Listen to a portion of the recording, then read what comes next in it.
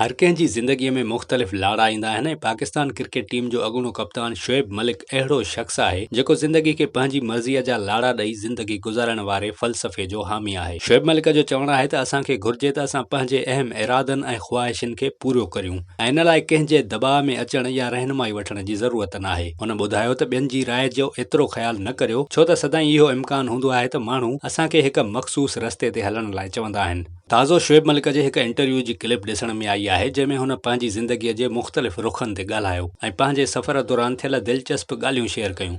शोएब मलिक इहो चवणु चाहे पियो त ज़िंदगीअ में मज़ेदार वक़्तु तॾहिं ईंदो आहे जॾहिं असां कुझु नओं ऐं मुख़्तलिफ़ कंदा आहियूं। संदसि ॻाल्हियुनि में हिकु पैगाम लिकियल आहे जेको नौजवाननि लाइ आहे। शोएब मलिक चयो आहे त ज़िंदगीअ में जेकॾहिं असांखे शयुनि खे सम्झण में 20 साल लॻी वञनि था त असांखे पंहिंजे चूंडियल रस्ते ते हलण में को शर्म न थियणु घुर्जे। पंहिंजी ज़िंदगी पंहिंजी मर्ज़ी मूजिबि हुजणु घुर्जे ऐं ॿियनि जी राय ते गौर न करणु घुर्जे। शोएब मलिक सना जावेद सां शादी करे इहो मिसाल ॾिनो आहे त अव्हां जेको चाहियो करे सघो था। हू माण्हुनि मां बि उमेद रखे थो त उहे संदसि फ़लसफ़े ते अमल कंदा।